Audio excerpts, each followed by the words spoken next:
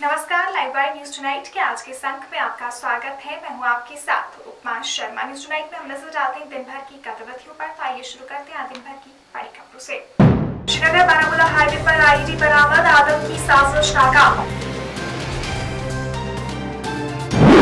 जिला पुंछ की कृष्णा घाटी में पाकिस्तान ने किया फिर संघर्ष गिरा उल्लंघन, एक नागरिक घायल, भारतीय सेना ने दिया माकूल जवाब।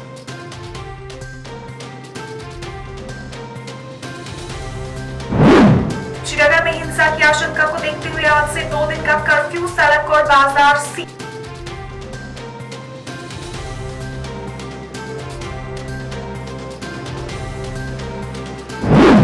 और एक बार फिर खुली स्वास्थ्य सुविधाओं की पोल, अच्छे इलाज के इंतजार में प्रसव के बाद पुंछ में महिला ने अस्पताल में ही तोड़ा दम।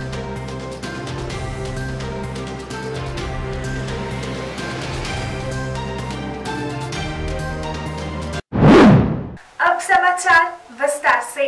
कश्मीर में सुरक्षा बलों को बड़ी कामयाबी मिली है। सुरक्षा बलों ने आतंकियों के मंसूबों पर पानी फेर दिया है।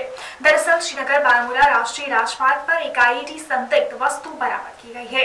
29 आर के आरोपी को ये पेट्रोल पंप पटन के पास मिली थी, जिसे बाद में बम निरोधक दस्ते ने निष्क्रिय कर दिया और एक बड़ा हादसा होने से टल गया।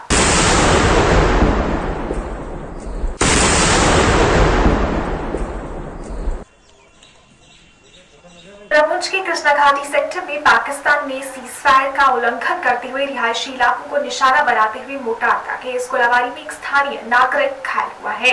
वहीं भारतीय जवान भी इस गोलाबारी का मुंहतोड़ जवाब दे रहे हैं। घायल नागरिक को जिला पुंछ अस्पताल में भर्ती कराया गया है। नागरिक के साथ साथ इस गोलाबारी में कई घरों को भी नुकसान पहुंचा और कई जानवरों की भी मौत हो गई। दोनों ओर से अभी भी रुक कर गोलाबारी हो रही है। सूत्रों ने बताया कि पाकिस्तानी गोलाबारी का ये सिलसिला मंगलवार सुबह शुरू किया। पहले तुमने हल्के हथियारों का इस्तेमाल किया, परंतु बाद में उन्होंने मोर्टार दागना शुरू कर दिए। भारतीय जवानों की जवाबी कार्रवाई के बाद पाकिस्तान की गोलाबारी में कमी आई है। वहीं भारतीय जवानों ने कृष्णा घाटी के साथ लगते रिहायशी इलाकों में अलर्ट जारी कर दिया है।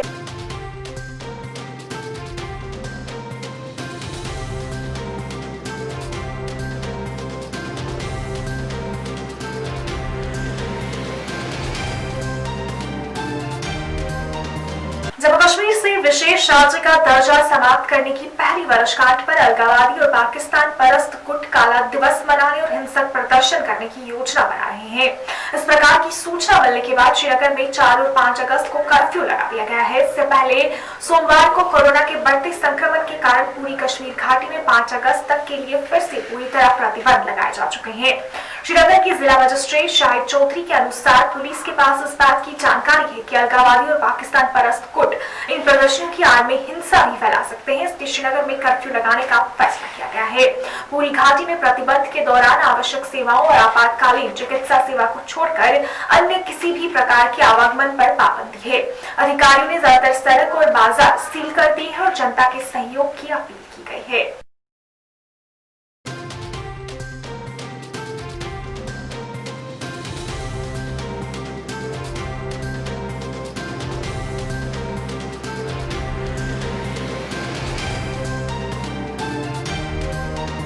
प्रदेश के स्वास्थ्य विभाग की कार्यप्रणाली एक बार फिर उस समय पोल खुल गई जब सोमवार को प्रसव के बाद एक महिला ने पुंछ के जिला अस्पताल से एम्बुलेंस चलने के इंतजार में ही दम तोड़ दिया। उसे राजकीय मेडिकल कॉलेज राजौरी में रेफर किया जाना था। पुंछ जिले के सुरनकोट से सोमवार को 40 वर्षीय महिला को जिला अस्पताल में लाया गया, जहां उसने बेटी को जन्म दिया। इस दौरान उसकी हालत बेहद गंभीर हो गई। इसके बाद महिला के परिजनों को बताया गया कि उसे बेहतर इलाज के लिए राजकीय मेडिकल कॉलेज राजौरी रेफर किया जा रहा है। राजौरी ले जाने के लिए तैयारियां की गई, लेकिन पता चला कि मौके पर एम्बुलेंस चालक ही नहीं था। चालक का इंतजार करते करते महिला की अस्पताल में ही मौत हो गई। 1 घंटे कराहती रही। दर्द से बेहतर इलाज के लिए राजौरी में बड़े अस्पताल में जाने के लिए प्रसव के बाद महिला 1 घंटे तक दर्द से कराहती रही। इसके बाद उसकी मौत हो गई। परिजनों ने आरोप लगाया कि वे 1 घंटे तक भटकते रहे, लेकिन एम्बुलेंस का चालक नहीं मिला।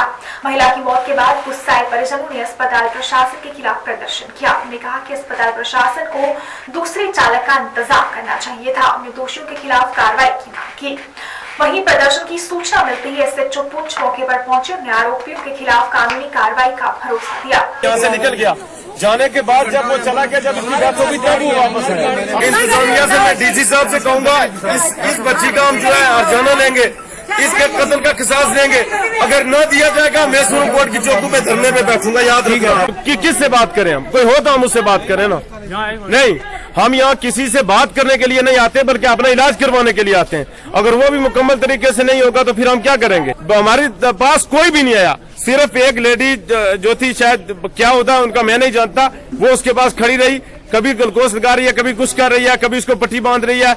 अभी फोन करती हूँ, अभी ड्राइवर आएगा, कोई ड्राइवर नहीं है। अभी उन्होंने दिखाने के लिए एम्बुलेंस लाके यहाँ खड़ी कर दी है, जब वो बेचारी इस दुनिया को छोड़ के चली गई। तो डेथ होने के बाद अगर एम्बुलेंस लाएंगे तो फिर उसका क्या मतलब है। ये तो सारी यहाँ आबादी जमा है, ये तो सारे लोग जो है इंसानियत का दर्द रखने वाले हैं, ये कांधे पे उठा के घर छोड़ के चले आएंगे, ये हमारे गम में शरीक हो जाएंगे। अब हमने इनकी एम्बुलेंस को क्या करना है।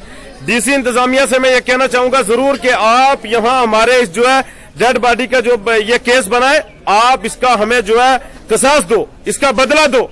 यहाँ की इंतजामिया, हॉस्पिटल की इंतजामिया से पूछो कि ये इतनी लापरवाही क्यों की जा रही है कि एक आदमी मर गया, 15 घंटे से रखा हुआ, आपके पास गाड़ी का ड्राइवर भी नहीं है, क्या इंतजामिया है। इस पर जिला अस्पताल पुंछ की अधीक्षक डॉक्टर शमीम भट्टी ने कहा कि हमारी एम्बुलेंस बाहर गई थी, मौके पर छोटी एम्बुलेंस मौजूद थी, लेकिन परिजन महिला को उस एम्बुलेंस में नहीं ले गए। ने कहा कि ये भी सच है कि एम्बुलेंस की कमी है। एक जो लेडी आज मॉर्निंग में लाई थी, जो मस्तान दरा से थी, उसका नाम शहनाज था। तो यहाँ पे जब उसको यहाँ पे एडमिट किया है और उस वक्त इसकी कोई डिलीवरी हुई है, 1:00 पे इसकी डिलीवरी हुई है। और इसकी बेसिकली इसके आगे 3 बेटियां थी, इसकी चौथी भी बेटी हुई है। और कई बार ऐसा होता है कि उसके शॉक की वजह से प्रॉब्लम हो जाती है और उसको लेडी को पीपीएच हो गया, मौके पे उसको पीपीएच हो गया। उसके बाद इसका ब्लड अरेंज किया गया, इसको एक ब्लड भी लगा और उसके बाद फिर इनको रेफर किया गया। लेकिन रेफर करने से पहले डॉक्टर साहब ने भी उनको समझाया था कि भाई आप एक रेफर करने का भी अभी कोई फायदा नहीं, क्योंकि लेडी सिक है, लेडी को काफी परेशानी है, कुछ प्रॉब्लम भी हो सकती है। तो जब उसको रेफर किया गया तो यहाँ पे लाए तो कुदरती बात है, यहाँ पे आपको पता है कि हमारे पास एम्बुलेंसेज की भी शॉर्टेज है। एम्बुलेंसेज जो थी वो सब गई हुई थी, कोई जम्मू पेशेंट लेके गई थी, एक रजौरी गई हुई थी, 2 गाड़ियां जो थी वो पेशेंट्स को लेके, जैसे यहाँ पे सिजेरियन होता है, किसी का नॉर्मल डिलीवरी होती है, उसको वो घर जाके छोड़ते हैं वहां पे। तो उस टाइम हमारे पास यहाँ पे एक गाड़ी जो है वो छोटी गाड़ी थी, यहाँ पे जो मारुति वैन है, तो वो वाली गाड़ी थी यहाँ पे। तो उसमें वो उन लोगों ने जाना शायद मुनासिब नहीं समझा, तो बड़ी गाड़ी होती तो भी ठीक था वहां पे उसमें। और इसी असना में ऐसा ही हो गया कि गाड़ी यहाँ पे गाड़ियों की थी वाकई शॉर्टेज, जिसमें कोई मसला नहीं है, लेकिन वो छोटी जी थी पर ड्राइवर नहीं थे। हाँ नहीं, गाड़ी एक्चुअली जो है वो एक तो जैसे मॉर्निंग वेट और नाइट होती है ड्राइवर्स की, तो उस ड्राइवर को हमने फोन मिलाया, वो ड्राइवर जो है वो भी जल्दी पहुंच गया, लेकिन उसी असना में पेशेंट का जो है प्रॉब्लम विद इन 20 मिनट्स जो है वो पेशेंट का प्रॉब्लम हो गई यहाँ पे। और वो छोटी गाड़ी तो यहाँ पे मौजूद थी, एक हमारा बड़ा ट्रक भी मौजूद था यहाँ पे, और उसमें तो जैसे हमारी वो उसको हमने रखा हुआ है कोई डेड बॉडीज वगैरह लाने के लिए आगे पीछे से या ले जाने के लिए। तो उस वक्त उसी असना में इसकी ये प्रॉब्लम होगी। तो ये सब चलो हम भी समझते हैं कि किसी के घर का जो है फर्द है, अगर कोई जाता है तो कितना दुख होता है, कितनी परेशानी होती है, तो वो उसमें मतलब उनका गुस्सा तो जायज बनता है उनका। लेकिन यहाँ पे जितना जो रिसोर्सेज हमारे पास है, हम तो उसके अंदर अपना पूरा काम करने की कोशिश करते हैं। लेकिन अब बदकिस्मती ये है कि उस टाइम ही यहाँ पे गाड़ी जो है वो मौजूद नहीं थी उस टाइम।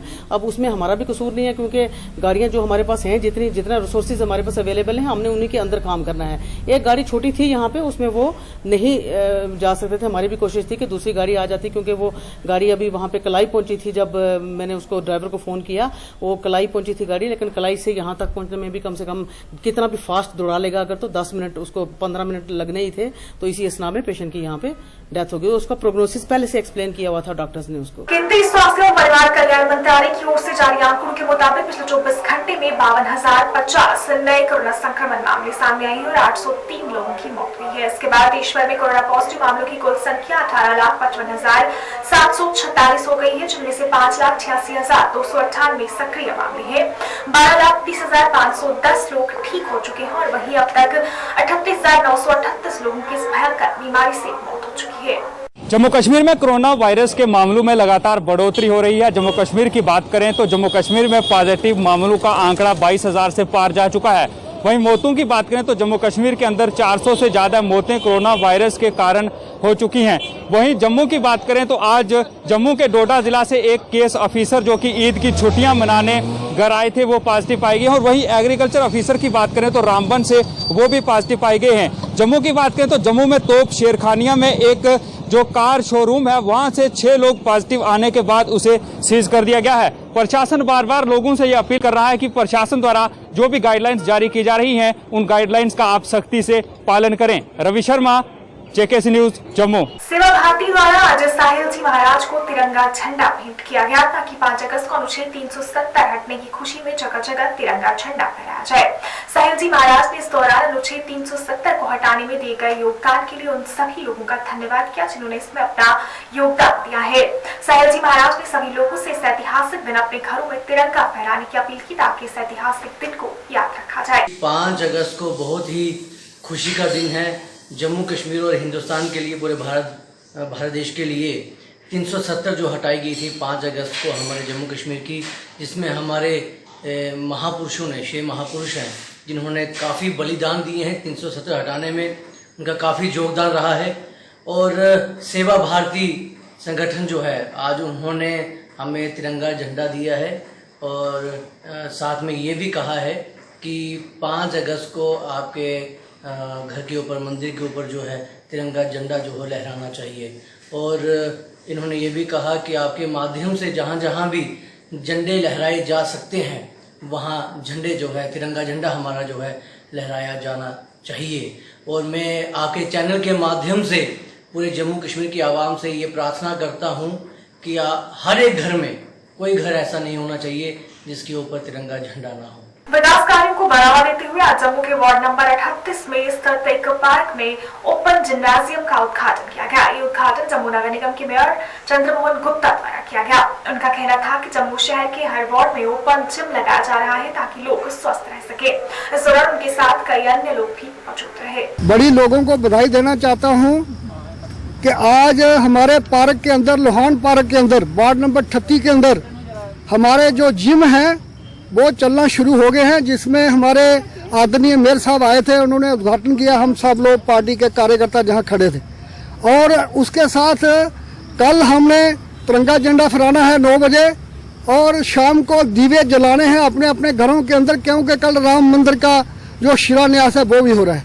और आज जो पतंजलि के द्वारा, बाबा रामदेव जी के द्वारा जो जड़ी बूटी दिवस मनाया जाता है वो भी सौभाग्यवत, वैसा हम सब लोग इकट्ठे होकर जहां पर मना रहे हैं। ये आज 3 कार्यक्रम हमारे आपस में, 2 कार्यक्रम आपस में चले हैं। तो इसलिए सब लोग इस देश को बचाने के लिए, पर्यावरण को शुद्ध रखने के लिए जड़ी बूटियों का प्रयोग करें, जड़ी बूटियां खाएं और जो कोरोना के लिए अपनी अंदर जो शक्ति है उसको प्रिजर्व करने के लिए, उसको रखने के लिए हम लोगों ने जो रामदेव जी ने जो दवाई बनाई है उसका भी हम यूज करें। और सुबह उठ के जल्दी पार्क में आए और जहां पर जो जिम लगा है उसमें आके एक्सरसाइज करें, अपने आप को स्वस्थ रखें, भारत को स्वस्थ बनाएं, समाज को स्वस्थ बनाएं। आज जहां वार्ड नंबर 38 के अंदर लोहान पार्क है, बहुत बड़ा पार्क है, बहुत बढ़िया पार्क है। यहाँ पर जम्मू म्युनिसिपल कॉर्पोरेशन की तरफ से ओपन जिम लगाया गया है। लगभग 8 इंस्ट्रूमेंट्स हैं, एक से एक बढ़िया है एक्सरसाइज करने के लिए। और इसी तरह जम्मू शहर के हर वार्ड में एक ना किसी पार्क में जो हमारे कॉर्पोरेटर वहां आइडेंटिफाई कर रहे हैं, वहां ये हम लगा रहे हैं ओपन जिम को, ताकि हमारे जो सीनियर सिटीजन है, हमारे यूथ है, उनको सुबह सुबह या शाम को मौका मिले एक्सरसाइज करने का। बड़े अच्छे अच्छे इंस्ट्रूमेंट लगे हैं, जैसे कोई शोल्डर फ्रोजन होता है और कोई एक्सरसाइज अलग अलग कमर की, बहुत बढ़िया। लगभग 8 इंस्ट्रूमेंट ये लगे हैं। आने वाले समय में और भी हम ऐसे ही कोई बच्चों के लिए स्पेशल अगर कोई जिम आएंगे उसका भी यहाँ बड़े बड़े पार्क होंगे वहां लगाने का प्रयास करेंगे। जम्मू म्युनिसिपल कॉर्पोरेशन डेवलपमेंट की तरफ आगे बढ़ रही है। चाहे जम्मू शहर की बात करूं, हम 19 चौक में जो रोटरीज में अच्छे अच्छे फाउंटेन लगा रहे हैं, जो राजा महाराजा के टाइम होते थे। आप जब भी शाम को निकलोगे, और आपको 15-20 दिन के लॉकडाउन के कारण लेट हो गया, जब भी आप सिटी की तरफ जाओगे आपको वो वाले फाउंटेन आपको चलते हुए दिखाई देंगे। इसी तरह स्मार्ट सिटी में बहुत से प्रोजेक्ट आए हैं। हमारा जो बाऊ फोर्ट है, आप देखोगे कि कुछ ही दिनों में 15-20 दिन के अंदर वो रात को आपको चमकता हुआ नजर आएगा, लाल नीली पीली अलग अलग लाइट्स द्वारा। इस तरह हमारी मुबारक मंडी है, उसको भी इसी तरह लाइटिंग किया जा रहा है, ताकि रात को जहां भी आप निकलें उसकी आपको उसको अच्छी रोशनी मिलेगी, नहाता हुआ रोशनी में हमारा मुबारक मंडी हेरिटेज को मिले। भक्ति नगर जो पुल है हमारा, चौथा, इसको 4th ब्रिज बोलते हैं, उसके लिए भी हम बढ़िया से बढ़िया गमले लगा रहे हैं। वो हमारा अमरनाथ यात्रा का बेस कैंप है, ताकि एक ऐसी चीज बनाए जो बाहर से हमारा यात्रु अमरनाथ यात्रा के लिए आए या वैष्णो देवी के लिए आए, उसको कोई चीज दिखे जम्मू को बदला सा है, जम्मू इम्प्रूवमेंट हो रहा है। उस चौक को हमने बाबा अमरनाथ चौक का नाम दिया है। वहां भी एक अच्छी भोलेनाथ की हम प्रतिमा लगाएंगे और इसी तरह हर तरफ मैं बोलता रहूंगा, शाम तक बोलता रहूंगा। इतना जो पिछले पौने 2 साल में जो जम्मू म्युनिसिपल कॉर्पोरेशन काम करने जा रही है, गली गलियों में डेवलपमेंट के काम लगे हुए हैं, चाहे ड्रेन्स का काम हो, चाहे तारकोल का काम हो, चाहे पीएचई का काम हो। इसी तरह आने वाले समय में और भी हम बड़े बड़े काम जिस आज तक जो जेएमसी ने किए नहीं, जम्मू म्युनिसिपल कॉर्पोरेशन ने 5 तीर्थ के अंदर 34 करोड़ की हम एक पार्किंग बनाने जा रहे हैं। नगरोटा के अंदर 100 कनाल में एक बहुत बढ़िया कैटल पॉइंट गौशाला बनाने जा रहे हैं, उसका काम भी लगा हुआ है। मैं ये आपको विश्वास से कह सकता हूं कि जिस तरह हम 75 के 75 कॉर्पोरेटर पूरे एक टीम की तरह लगे हुए हैं, हमारे सफाई कर्मचारी से लेकर कमिश्नर तक एक टीम की तरह लगे हुए हैं, वो दिन दूर नहीं जब जम्मू म्युनिसिपल कॉर्पोरेशन इसी शहर में फ्लाईओवर बनाएगी। ऐसा हमारी सोच है। राजौरी जिले के कोटडहरा गांव के लोगों ने पिछले चुनाव के बाद सरपंच खलीक इनकलाबी पर उन्हें प्रताड़ित करने का आरोप लगाया और कहा कि उनके लोगों ने उनके साथ मारपीट की और कथित दुर्व्यवहार किया। स्थानीय लोगों का कहना था कि सरपंच ने कहा कि इस बार जब उसने चुनाव लड़ा तो उन्हें केवल 55% वोट मिले और उन्होंने गाँव वालों से सवाल किए कि उन्हें वोट क्यों नहीं दिया गया। जाकिर हुसैन का कहना है कि उन्हें पिछले 2 साल से धमकियां मिल रही हैं, अब वो बहुत परेशान है। ने कहा कि उनके साथ दुर्व्यवहार किया जा रहा है, उन्हें इंसाफ की मांग की। इस मारपीट में तालिब हुसैन के बेटे को काफी चोटें आई हैं, जिसके बाद उसे राजौरी जिला अस्पताल में भर्ती कराया गया है, जहां उसकी हालत खराब बताई जा रही है। लोगों का कहना है कि सरपंच द्वारा उन्हें लगातार धमकियां मिल रही हैं, उन्हें प्रशासन से इंसाफ की गुहार लगाई है। बहुत बड़े गुंडे तैयार हुए थे और बचपन से वो हमारे पीछे पड़े हुए हैं। पहले उन्होंने मेरी माई को बुरे तरीके से मारकर खत्म कर दिया था और उसके बाद मेरी ये आप देखो, ये आप इन जालिमों ने खत्म किया है। आज मेरे बच्चे को मार के हॉस्पिटल में खत्म कर और सियासी पार्टी कर रही है, मेरी सुनाई को करने वाला नहीं। लाइव न्यूज टुनाइट के आज के इस अंक में फिलहाल इतना ही। इसी के साथ मुझे और मेरी पूरी टीम को दीजिए इजाजत और आप देखते रहिए लाइव। नमस्कार।